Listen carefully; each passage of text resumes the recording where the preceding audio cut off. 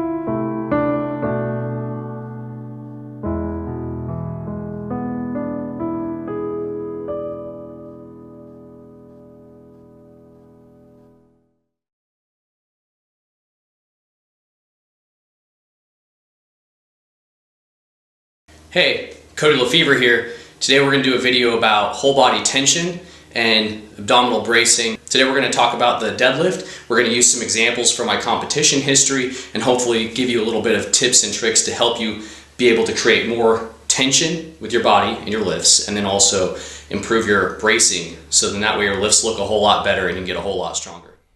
Now we're going to go over what I'm talking about with just a few examples. On the top, we've got a body that is 100% braced, represented by the ruler, and on the bottom, a body that has no bracing at all, represented by the rope. Now, watch the way that the bar travels as the hip and knee extension produces force on the bodies. The braced one moves the bar a whole lot longer. Whoa! It's a really simple concept to understand when you're looking at it like that, but let's look at it like a deadlift.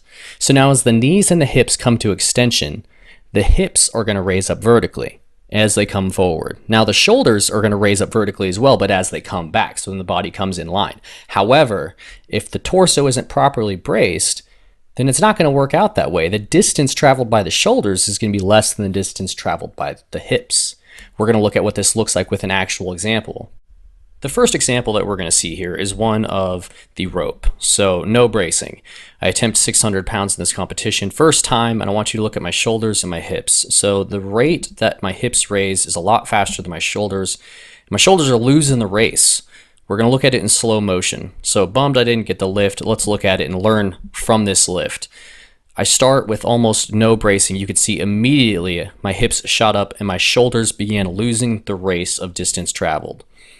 The bar gets above my knees, and I just didn't have the strength to recoup that distance. I had lost it from the start due to poor bracing. Now we're going to look at an example just a few months later of a lift I had made. This is 611, so 11 pounds heavier. I start, and it comes up no problem. One of the easiest deadlifts I feel I'd ever done, and it was an all-time PR for me. Now we're going to look at a lift that's somewhere in the middle of those two. The problem here, some would argue, lies with my lockout. However, the argument against that, and the argument I think is correct, is that it's just my poor bracing, which doesn't give me a good position once I get to the point where I need to lock it out. In this one, I just happened to get to that point that I could just barely grind through the lift because my back had been strong enough to really pull my shoulders back and complete the lift. However, I wouldn't have found myself in that position had I started properly braced. We'll slow the clip down a little bit more and take two more looks at it. Watch my shoulders and hips. As I initiate the lift, my hips raise at a rate that's faster than my shoulders. Now, if I had 100% bracing like the ruler example, then the force applied would have been direct.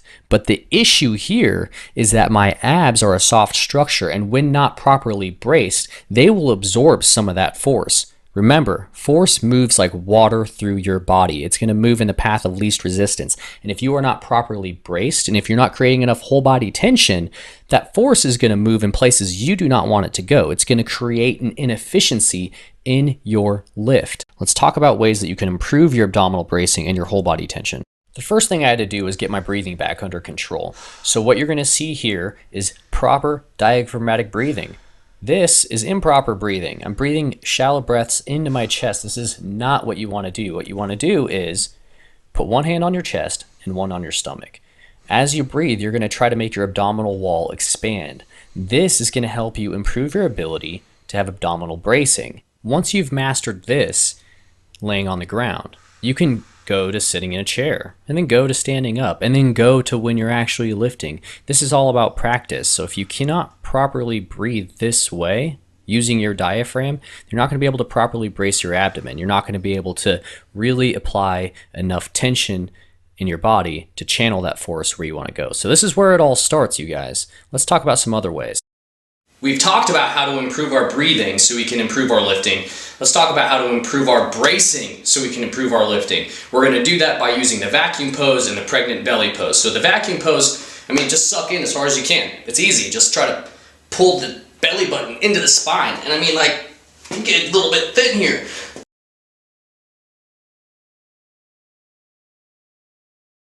But we're going to do a pregnant belly pose. We're going to push out as hard as we can and just try to pretend like we went on a perma bowl for a little bit too long. And this is going to help control our abdominal wall and just dial into the ability to brace a little bit better. Once you put the belt on, one of my favorite movements for figuring out the control of abdominal bracing and whole body tension is a Palloff press. So this little guy right here, all we're going to do is just hold it in tight to our chest, have it anchored off to the side, a little bit of band tension right there, and we're going to just press it away from us.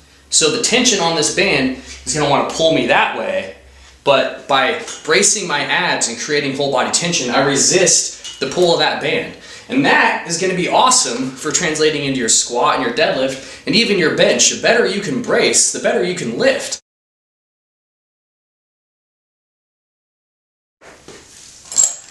This little guy, we're going to put this on. Now, the biggest error when people put their belt on is they suck in and they get really tight, they put this belt on, they use a rack, and they're just no, we're not going to do that.